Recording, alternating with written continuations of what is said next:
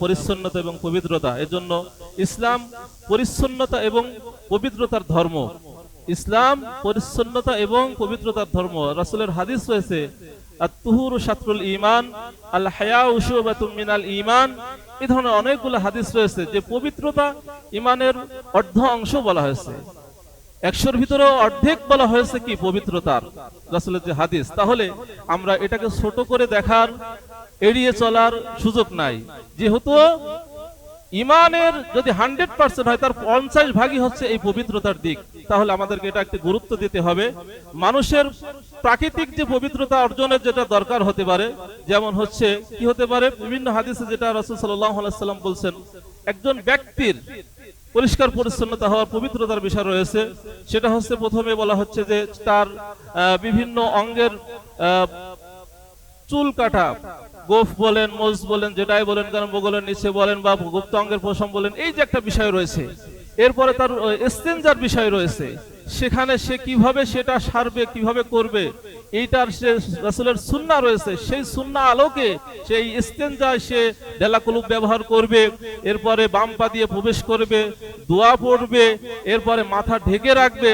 আমরা এমনও দেখছি যে অনেক সময় অনেকে মাথায় টুপি থাকে খুলে আবার পকেটে রেখে তারপরে এই ইস্তেনজায় বা টয়লেটে প্রবেশ করে। কিন্তু না, রাসূলের সুন্নাহ বা হাদিস রয়েছে যে মাথা ঢেকে রাখতে হবে, সেটা টুপি দিয়েই হোক বা অন্য কোনো কাপড় দিয়ে হোক, ঢেকে রাখতে হবে। কিন্তু অনেকে আবার কি করে, মানে মাথা থেকে টুপি পরে বাথরুমে যাব, টয়লেটে যাব না, টুপিটা খুলে পকেটে রাখে।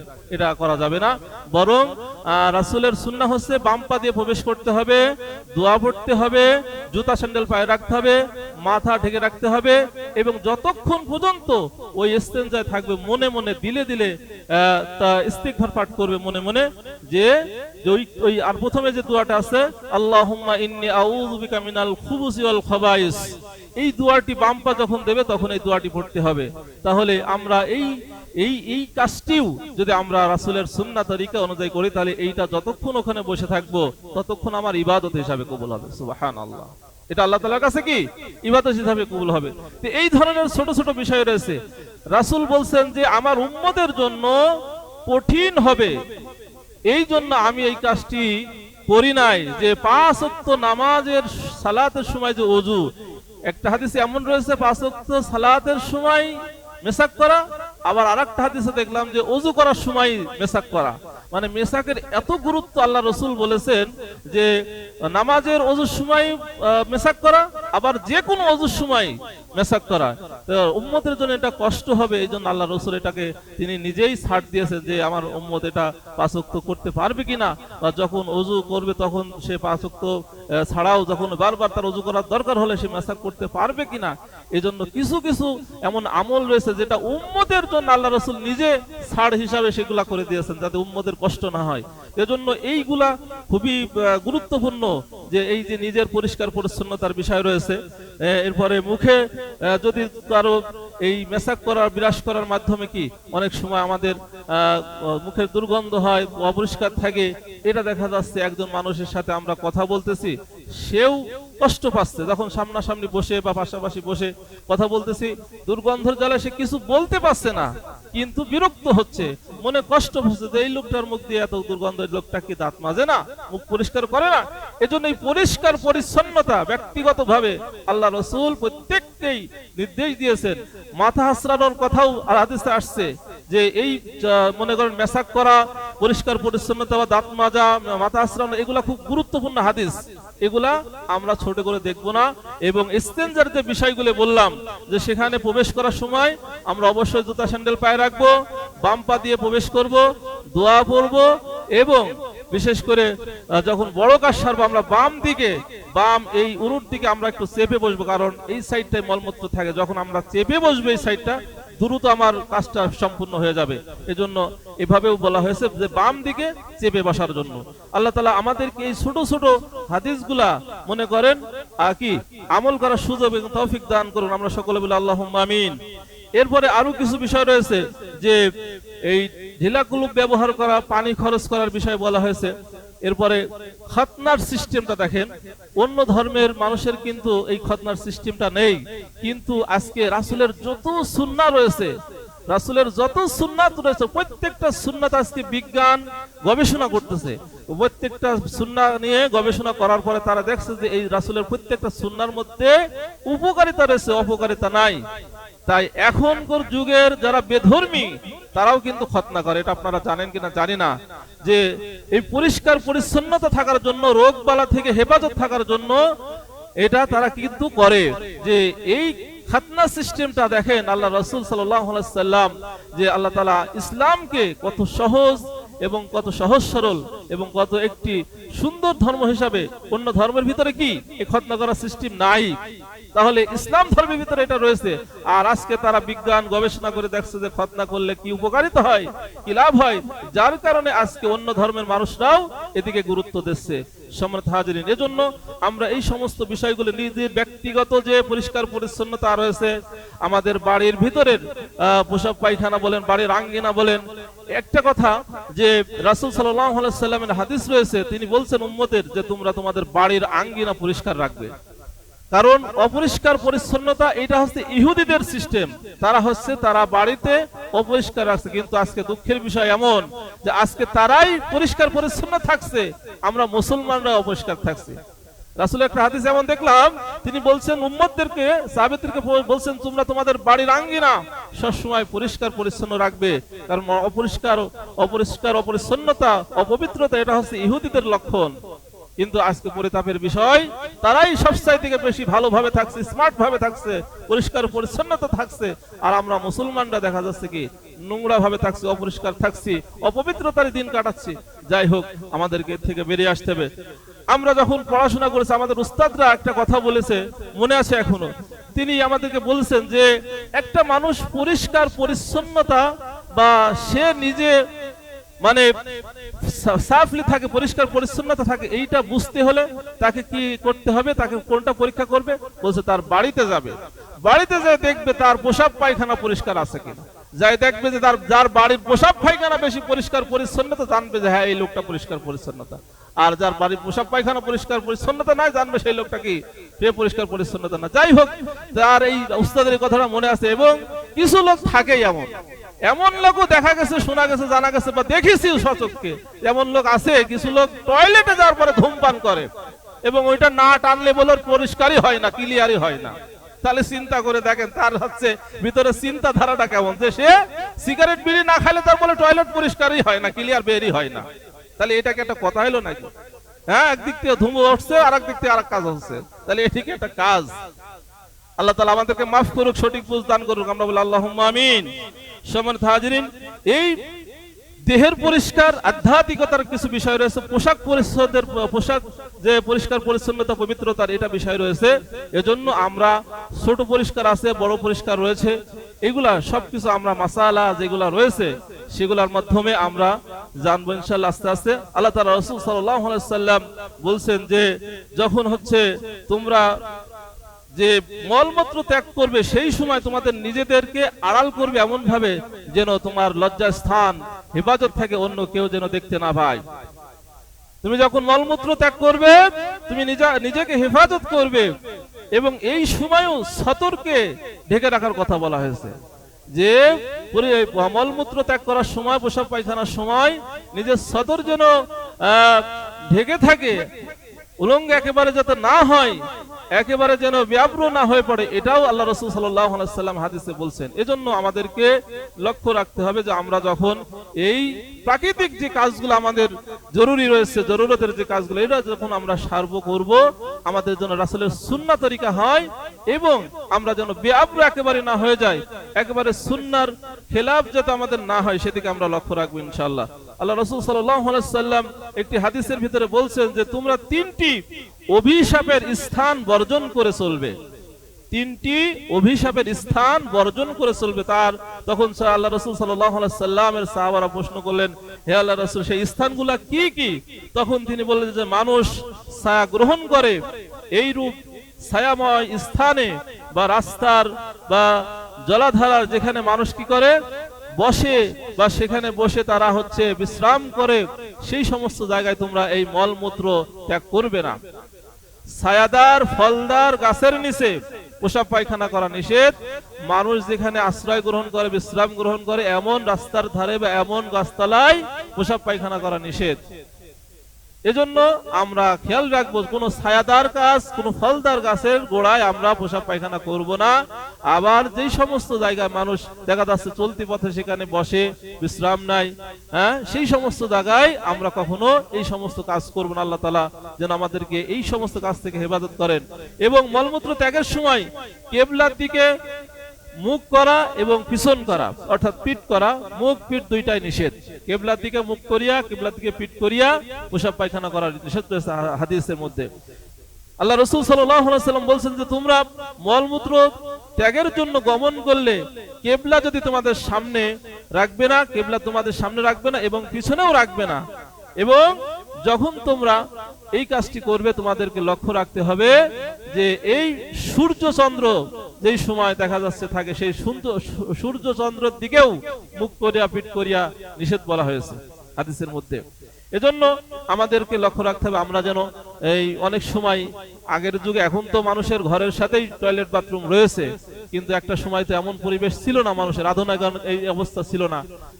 রাস্তার ধারে ঝড়ে জঙ্গলে যেখানে সেখানে কাজ করেছে সেরেছে। এখন তো অনেক আধুনিকতা আসছে, এজন্য আমাদের প্রত্যেকের স্যানিটারি ন্যাপকিন বা যাদের টয়লেট রয়েছে এই কাজ আমাদের সেখানে করতে হবে এবং পরিষ্কার পরিচ্ছন্নতা বজায় রাখতে হবে। তো আপনারা যদি আপনাদের বাড়িরটা পরিষ্কার পরিচ্ছন্নতা রাখেন, তাহলে মসজিদেরটা পরিষ্কার পরিচ্ছন্নতা রাখা আপনারা সহযোগিতা করবেন না? আপনারা এটা লক্ষ্য করবেন না যে ওখানে ভিতরে সাইনবোর্ড দেওয়া রয়েছে, বাইরে সাইনবোর্ড দেওয়া রয়েছে, জুতা রয়েছে, এমন অবস্থা করে দেখেন সে নিজে তো জুতাটা পরেই না এবং জুতার উপর নিজের জুতা দিয়ে পাড়া দেয়, তখন আর আরেকজনেরও পরার অবস্থা থাকে না। এটা খুবই কষ্টদায়ক। আপনি নিজে এই কাজটি করতেছেন না, অন্যকে আবার কষ্ট দেওয়ার জন্য ব্যবস্থা করছেন। অন্য একজন যে জুতা খুলে ওই স্যান্ডেলটা পরবে সেটার অবস্থা রাখছেন না, পাড়ি টাড়ি একদম ময়লা আবর্জনা করে রাখছেন। ভিতরে বাইরের স্যান্ডেল যখন নিয়ে যাচ্ছেন ওই স্যান্ডেলের সাথে কাদা ময়লা রয়েছে, একেবারে পুরা সব নোংরা হয়ে যাচ্ছে। কিন্তু আপনারটা যদি আপনি খুলে যান তাহলে তার নোংরা কাদা ময়লা ভিতরে যাচ্ছে না। এজন্য আপনাদেরকে আমি উদাত্ত আহ্বান জানাচ্ছি, কারণ আমার কাছে তো এই অনুরোধ রিকোয়েস্ট করা ছাড়ার পথ নাই। আমি তো ডাইরেক্ট আপনাদেরকে অর্ডার করতে পারছি না এই কাজটা করা যাবে না, কারণ এমন একটি অবস্থা যে এইটা এমন পর্যায়ে চলে আসছে যে আমরা এখন হুজুরা খালি অনুরোধ ছাড়া অর্ডার করার আমাদের সুযোগ থাকছে না, এমন একটা অবস্থায় আমরা রয়েছে। আল্লাহ তাআলা এর থেকে আমাদেরকে বেরিয়ে আসার সুযোগ দান করুক, আমরা বলি আমিন। সম্মানিত হাজিরিন, এমন অনেক হাদিস রয়েছে আল্লাহ রাসূল সাল্লাল্লাহু আলাইহি ওয়াসাল্লাম বলছেন যে বাড়ির মধ্যে কোনো পাত্রে যেন পেশাব পায়খানা না থাকে এটা লক্ষ্য রাখবে। বাড়ির মধ্যে যদি কোনো পেশাব পায়খানার কোনো পাত্র থাকে তাহলে সেই বাড়িতে আল্লাহর ফেরেশতা প্রবেশ করে না। এইটা আমাদেরকে লক্ষ্য রাখতে হবে যে বাড়িতে অনেক সময় বাচ্চারাই হোক বা বৃদ্ধ মানুষ লোকজন যারা আছে অনেক সময় তারা টয়লেটে যাইতে পারে না, তখন দেখা যাচ্ছে সেই বিছানার পাশেই কোনো কিছু তাদের ব্যবস্থা থাকে, তো সেটা যদি তারা করে সঙ্গে সঙ্গে আমরা সেটা কি করব, পরিষ্কার করে ফেলবো। এটা লক্ষ্য রাখবো। যদি কোনো আমাদের অসুস্থ রোগী থাকে, বৃদ্ধ লোক থাকে, পেশাব পায়খানা করলে সঙ্গে সঙ্গে সেটা আমরা কি পরিষ্কার পরিচ্ছন্ন করে রাখবো, সেটা যেন ঘন্টার পর ঘন্টা পড়ে না থাকে, তাহলে সেখানে রহমতের ফেরেশতা সেই বাড়িতে প্রবেশ করবে না। এজন্য আমরা এগুলো লক্ষ্য রাখবো। এবং আল্লাহ রাসূল সাল্লাল্লাহু আলাইহি ওয়াসাল্লাম বলছেন যে দেহ এবং পোশাক, এই পোশাকের সেটা যেন না লাগে বা এইটা পবিত্র রাখা মুমিনের অন্যতম দায়িত্ব বলা হচ্ছে। যে পেশাব পায়খানার ক্ষেত্রে বিশেষ করে পেশাব করতে যে অনেক সময় সেটা পড়ার সম্ভাবনা থাকে অনেক সময়, এই জন্য আল্লাহ রাসূল সাল্লাল্লাহু আলাইহি ওয়াসাল্লাম মুমিনের একটা বড় দায়িত্ব এটি লক্ষ্য রাখা, লক্ষ্য করা, যাতে পেশাবের কোনো ছোটা শরীরে হোক, দেহে হোক, পোশাকে হোক যেন না লাগে। এবং এই পেশাবের পরে যে বিষয়গুলো আসছে, মতভেদ রয়েছে, মত পার্থক্য রয়েছে। কেউ 40 কদম, আমরা বলছে হাঁটাহাঁটি করা, এইটা আদবের খিলাফ। আবার কিছু হাদিসে এমন রয়েছে বলছে পুরুষাঙ্গ ধরে 3 বার টান দেওয়ার কথা বলা হচ্ছে, তাহলে সেখানে জমাকৃত যদি কোনো পেশাব থেকে থাকে তাহলে সেটা বেরিয়ে আসবে। তো এইটা বয়স ভেদে, অবস্থা ভেদে বা তার প্রত্যেকের ব্যক্তিগত বিষয় ভেদে অনেক সময় এটা হয়ে থাকে। কারোর অসুস্থতা থাকতে পারে, রোগ থাকতে পারে, এটা তার উপর নির্ভর করবে। এজন্য যারটা সে ভালো নিজে বুঝবে যে আমার এই অবস্থাটা কোন পর্যায়ে রয়েছে, এখন আমাকে কোন ব্যবস্থা নিতে হবে, সেটা সে ভালো বুঝতে পারবে। এজন্য আমরা এই পরিষ্কার পরিচ্ছন্নতার দিক থেকে আমরা খুব খেয়াল করব। আল্লাহ রাসূল সাল্লাল্লাহু আলাইহি ওয়াসাল্লাম একটি কবরের পাশ দিয়ে যাচ্ছিলেন এবং তিনি বলছেন যে এই কবরে এখন আযাব হচ্ছে। এই কবর পাশাপাশি 2টা কবর ছিল, 2টা কবরেই আযাব হচ্ছে। আল্লাহ রাসূল সাল্লাল্লাহু আলাইহি ওয়াসাল্লাম বলছে যে এই কবরে আযাব হচ্ছে কঠিন বড় কোনো অপরাধের কারণে নয়, এমন কঠিন বড় কোনো অপরাধের কারণে এদের কবরে আযাব হচ্ছে এমনটি নয়, ছোট আযাব, ছোট হচ্ছে অপরাধ, ছোট অপরাধ কিন্তু আযাবটা বড়। সেটা কি? এরা হচ্ছে পোশাক পায়খানার পরে পরিষ্কার পরিচ্ছন্নতা মানে ভালোভাবে হতো না, বা এদের খেয়ালটা ওইভাবে হতো না। অনেক মানুষ আছে না নাম, যারা হচ্ছে পরিষ্কার পরিচ্ছন্নতা এই পোশাকের পরে খেয়াল রাখে না, কারণ তারা জানে যে কি আমি তো নামাজ পড়ি না, আমার এত পরিষ্কার পরিচ্ছন্নতা হওয়ার দরকার কি? কারণ ওই যে ওনার ভিতরে একটা খেয়ালই আছে, আমি তো নামাজই পড়ি না, তো আমার এত পরিষ্কার পরিচ্ছন্নতা হওয়ার দরকার কি? কিন্তু উনি একসাথে দুইটা অপরাধ করতেছে, এক তো নামাজ পড়ছে না, এই একটা অপরাধ, আবার এটা মনে মনে স্বীকার করছে আমি তো নামাজ পড়ছি না, তাহলে আমার এত পরিষ্কার পরিচ্ছন্নতা পবিত্রতা রাখার দরকার কি? কিন্তু উনিও কিন্তু মুসলমান দাবি করে নিজেকে, কিন্তু ওনার মনের ইচ্ছাটা কি দেখেন, বলে আমি তো নামাজ পড়ি না 5 ওয়াক্ত, তাহলে যেদিন শুক্রবারে নামাজ পড়বো ওই দিন দিয়ে আমার ঠিক থাকলেই হইলো, বাকি দিন আমার ঠিক থাকার দরকার নেই। আমার কথা কি অবাস্তব না সত্য বলছি বলেন? এমন মনে মনে হচ্ছে কি না বাস্তবতা? কারণ এমন মানুষকে দেখছে অহরহ পোশাক পায়খানা, বিশেষ করে পোশাক করে দাঁড়িয়েই পোশাক করছে, দাঁড়িয়েই পোশাক করছে, ঠিক মতো পানি ব্যবহার করে না, কুলুপ ব্যবহার করে না, ওই অবস্থা আবার কি চলে আসছে। হ্যাঁ, এরকম মানুষ আছে না? আছে না? অবশ্যই দেখছেন, আপনারাও দেখছেন। এই জন্য এই সমস্ত মানুষ তারা নিজেদেরকে যদি মুসলমান দাবি করে তাহলে কেমন হবে? ওই যে হাদিস বললাম যে দুইটা কবরের পাইতে যাচ্ছেন, দুইটাই আযাব হচ্ছে। আল্লাহ রাসূল বলেছেন বেশি কঠিন বড় অপরাধ নয়, ছোটখাটো অপরাধ। এরা হচ্ছে পোশাক পায়খানার পর, বিশেষ করে পোশাকের পরে এরা পরিষ্কার পরিচ্ছন্নতা হয়নি। আরেকজন বলেছে যে এই লোকটা হচ্ছে, আরেকটি কবরে যে আযাব হচ্ছে, এই লোকটা হচ্ছে কুটনামি করত। কুটনামি বোঝেন না? একজনের কথা আর একজনের কাছে লাগানো, এই দুইটা খুব বেশি বড় অপরাধ নয়। কিন্তু একজন কি পোশাকের পরে সে পরিষ্কার পরিচ্ছন্ন হতো না, আর একজন হচ্ছে কুটনামি করতে। এই দুইটা অপরাধে দুইটা কবরে আযাব হচ্ছে, এবং তাদেরকে এমন আযাব দেওয়া হচ্ছে। আল্লাহ রাসূল সাল্লাল্লাহু আলাইহি ওয়াসাল্লাম বললেন যে তোমরা খেজুরের ডাল নিয়ে আসো। খেজুরের ডাল পুঁতে দিলেন, বললে যতদিন এই খেজুরের ডালটা কাঁচা থাকবে ততদিন তাদের আযাব মুক্ত থাকবে। যতদিন পর্যন্ত খেজুরের ডালটা কাঁচা থাকবে ততদিন তাদের আযাবটা বন্ধ থাকবে। সম্মানিত হাজিরিন, এই যে হাদিসগুলো আমরা যেগুলো শুনছি, হয়তো অনেক কিছু আমাদের জানা ছিল না, কিন্তু যদি যেগুলো নতুন আমরা জানতেছি, দেখেন এইগুলা কিন্তু ছোট ছোট আমল, ছোট ছোট কাজ, এবং এটা আমাদের নিত্য প্রয়োজনীয় দৈনিক এই কাজগুলো আমাদের করা লাগে। প্রথমে ফজরের সময় আপনি যখন ঘুম থেকে উঠবেন, এই সময় উঠেই কিন্তু আপনার এই প্রাকৃতিক ডাকে আপনাকে সাড়া দিতেই হবে, সেটা ছোট কাজ হোক বড় কাজ হোক। তাহলে এই সময় যখন আমরা করব, এবং সারা দিনের ভিতর আরো কয়েকবার আমাদের করা লাগতে পারে, করতে হয়, যখন আমরা করব অবশ্যই খেয়াল রাখবো। যাই হোক, আমরা এই যে হাদিসগুলা শুনছি, ছোট ছোট হাদিস, আমাদেরকে অবশ্যই লক্ষ্য রাখতে হবে।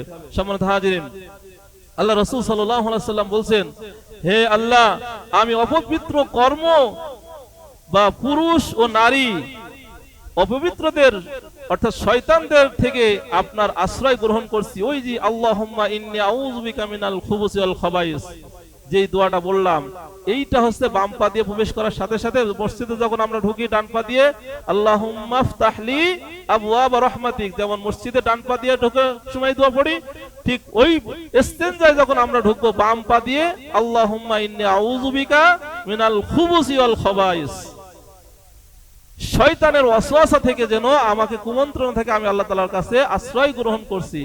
এইটা পড়ে আল্লাহর কাছে দোয়া করে আমি প্রবেশ করব। আর যতক্ষণ থাকবো দিলে দিলে, মনে মনে, মুখ দিয়ে উচ্চারণ না, ইস্তেগফার পাঠ করতে হবে।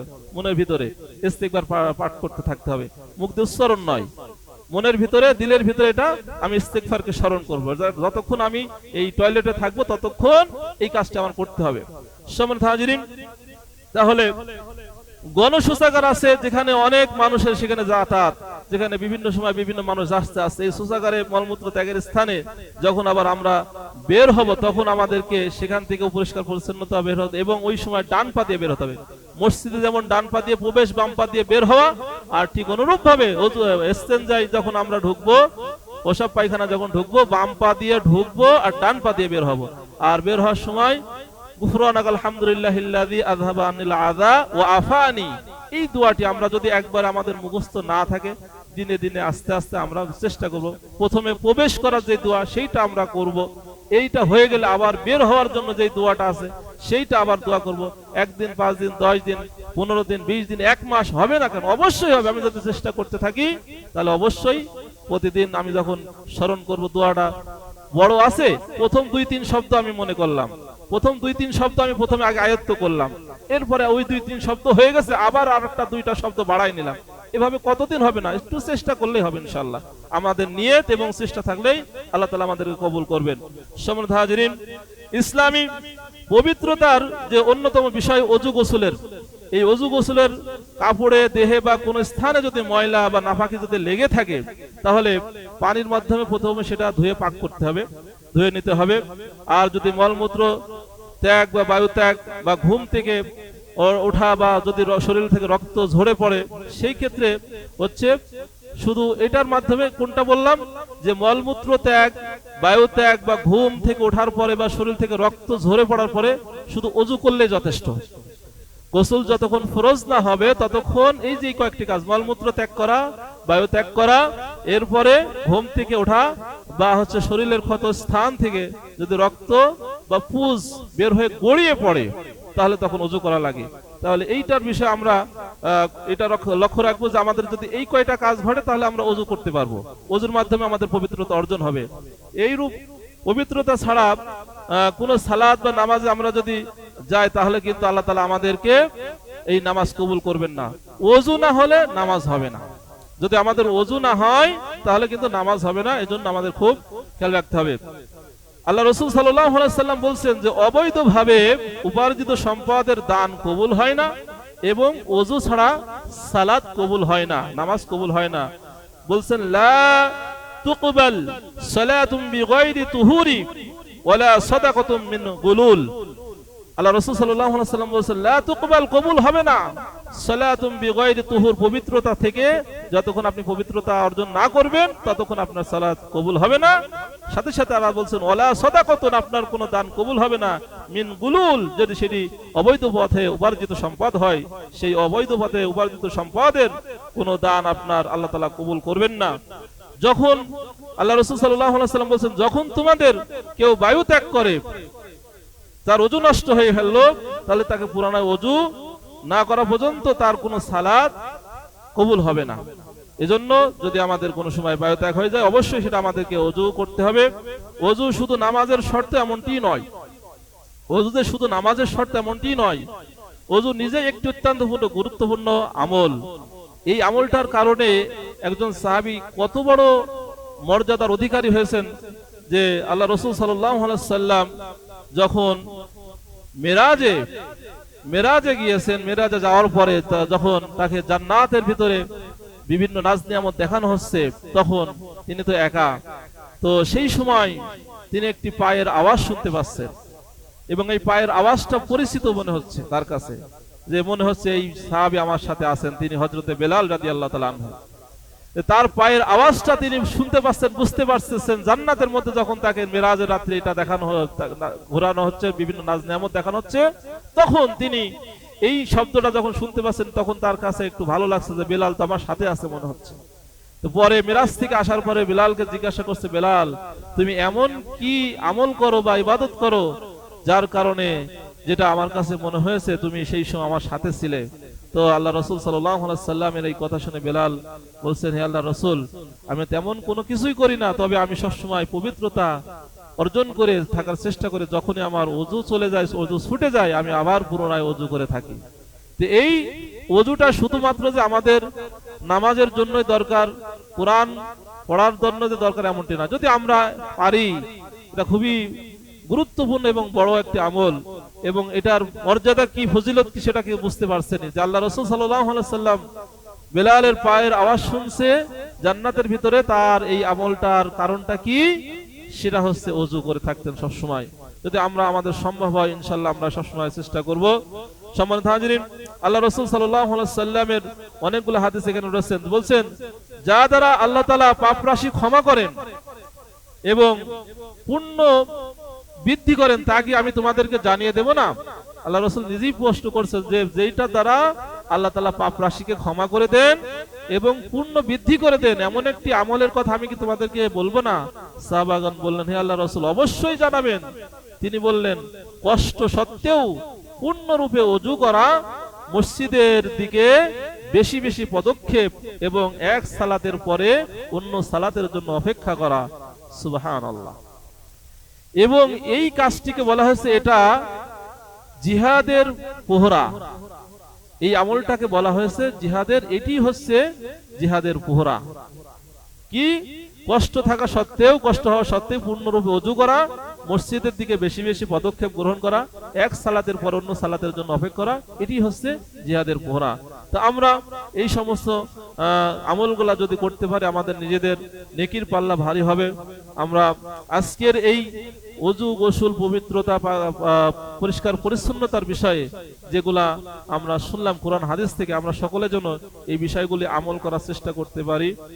বিশেষ করে আমি আপনাদেরকে আহ্বান জানাবো, আমাদের মসজিদের ওযুখানা, পোশাক পায়খানা, টয়লেট যেন পরিষ্কার পরিচ্ছন্ন থাকে, সেখানে যেই ব্যবস্থা আপনাদের জন্য করা হয়েছে সেটা আপনারা ব্যবহার করবেন। এই জুতা স্যান্ডেল, নিজেদের জুতা স্যান্ডেল প্রবেশ করাবেন না, নিজেদের জুতা স্যান্ডেল পায়ে প্রবেশ করবেন, এটা লক্ষ্য রাখবেন ইনশাআল্লাহ। সম্মানিত হাজিরিন, খুতবা শেষ করছি, তার আগে কিছু দান আসছে, আর কোটাগুলা আপনারা একটু ছেড়ে দেন। মসজিদের দানের ক্ষেত্রে আপনারা আপনাদের দানের হাতটি বাড়িয়ে দেবেন। ঢাকা নিবাসী জাকির হোসেনের পিতা মৃত বাবুল মিয়া ইন্তেকাল করিয়াছেন, ইন্না লিল্লাহি ওয়া ইন্না ইলাইহি রাজিউন। দোয়া চেয়ে মসজিদে 1000 টাকা দান। এরপরে